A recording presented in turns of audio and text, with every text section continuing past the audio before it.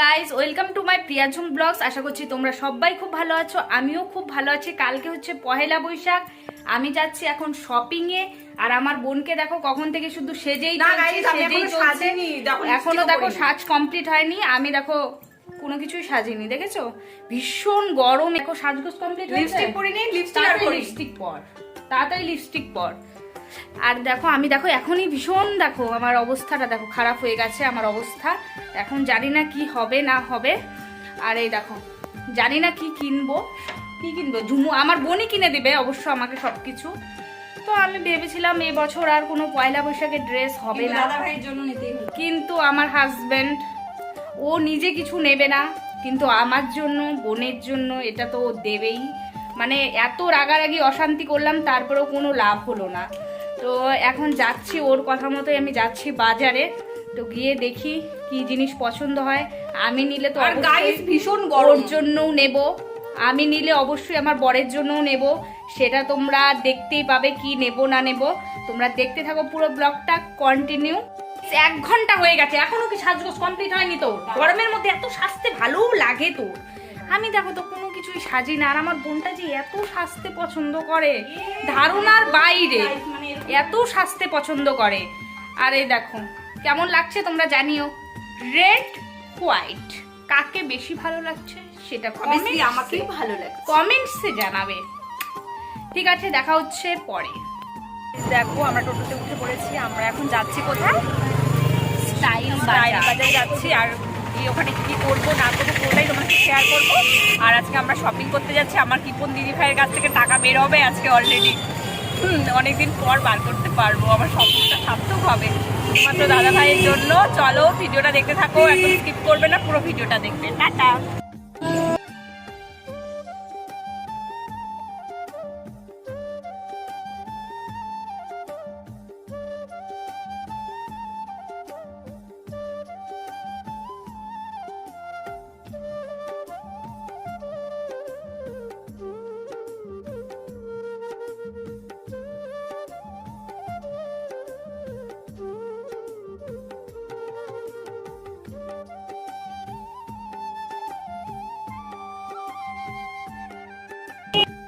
একটা শপিং মলে গেছি, কিছু পছন্দ হয়নি। এখন আরেকটা যাচ্ছি, সেটা হচ্ছে কলকাতা বাজারে যাচ্ছি, আমাদের আপনা কলকাতা।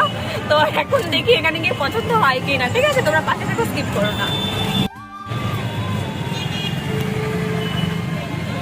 এই তো কলকাতা বাজার, দেখো কি ভিড় হয়েছে। আমি জানি না আমি নিতে পারবো কিনা। দেখো গাইস কি পরিমাণে ভিড়, আমি জানি না কিছু কিনতে পারবো কিনা। দেখো ভিড়টা, দেখো গাইস কি পরিমাণে ভিড়, এত লাইন দিয়ে দাঁড়িয়ে আছে সবাই। জানি না, এই যে আমার বোনের পছন্দ করা শুরু করে দিয়েছে। পছন্দ করলেও নিতে পারবি না, ভীষণ লাইন। দেখো গাইস এখন উপরে যাচ্ছি ছেলেদের কালেকশনে, জানি না পারবো কিনা। যে পরিমাণে লাইনে ভিড় ধারণার বাইরে।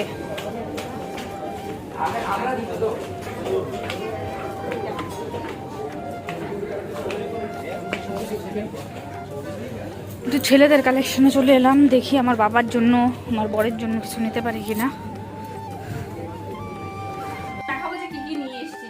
প্যাকেটটা কি আগে তোকে খুলতে বলেছি? তো গাইস দেখো, এই যে একটা হট প্যান্ট, এটা হচ্ছে এটা দিদি ভাইয়ের জন্য, এখানে লেখা। এটা আমারটা আলাদা আছে। তো এই দেখো একটা হট প্যান্ট নিয়ে এসেছি।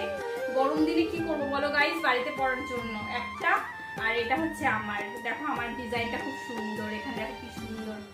তো এটা হচ্ছে আমার, আর এটা হচ্ছে দিদি ভাইয়ের। আর এটার সেটে হচ্ছে এই যে এটার সেটে হচ্ছে হলো এই টপটা আমার। পুরো দেখো টপটার মধ্যে সুন্দর এখানে মিউজিক আছে, কারণ আমার এই ধরনের ড্রেস পরতে খুব ভালো লাগে। তো এই দেখো, আর আমাকে দেখো খুব সুন্দরও লাগছে, তোমরা বলো গাইস।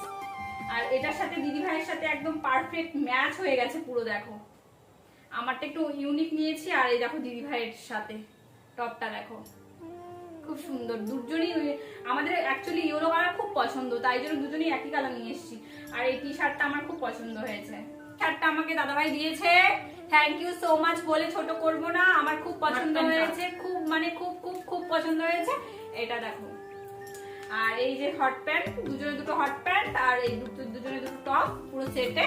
আর কিছু নেই প্যাকেটে। আরও যেগুলো আছে আমি তোমাদেরকে বললাম যে এই টপটা আমি নিয়েছি, এই টপটা আমি আজকে পরিয়ে নিয়েছি। আর একটা টপ আছে, ওটা আমার ইসের ভেতরে আছে, গোদরেজে রেখে দিয়েছি, ওটা আর দেখাচ্ছি না। ও দাদা ভাইটা বাড়ি থেকে দেবে, আর আমার তরফ থেকে দাদা ভাইয়ের জন্য একটা টি শার্ট কিনেছি, সেটা আমি দেখাবো না, সেটা কি কেমন ধরনের সেটা যখন আসবে তখন পরবে, তখন তোমরা দেখতে পাবে। আর আমি তোমাদেরকে কালকে দেখিয়ে দেবো ড্রেসটা, ঠিক আছে? তো চলো টাটা বাই বাই এখান থেকে। আর আমি একটু ফ্রেশ হয়ে নিই, কারণ আমার মুখ চোখ জ্বলে যাচ্ছে এখন। আর আমার তো ভীষণ শরীর অসুস্থ, কারণ আমার দেখ কেমন মুখ চোখ অ্যাকচুয়ালি কি বলতো গাইস, আজকে না আমাদের না মানে আমরা যেখানটাতে গেছি শপিং করতে, ওই জায়গায় এত ভিড়, মানে কি বলবো। আরেকটা শপিং মলে গেছি, ওখানেও ভিড়। তো তারপর হচ্ছে হলো আবার গেলাম কোথায়, আবার গেলাম বাজারে, বাজারে আজকে ঢোকাই যাচ্ছে না, রাস্তাতে এত ভিড়।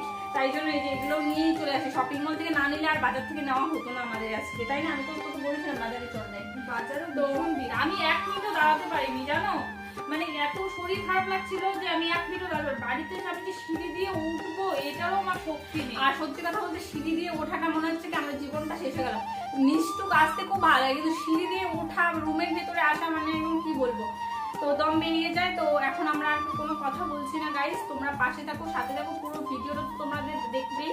আর এই ব্লগটা কালকে আসবে। তো চলো এখন আমরা একটু ফ্রেশ হয়ে নিই, তারপর তোমার সাথে কথা বলছি। টাটা। আমার ফোনটা মা ফোন করেছে।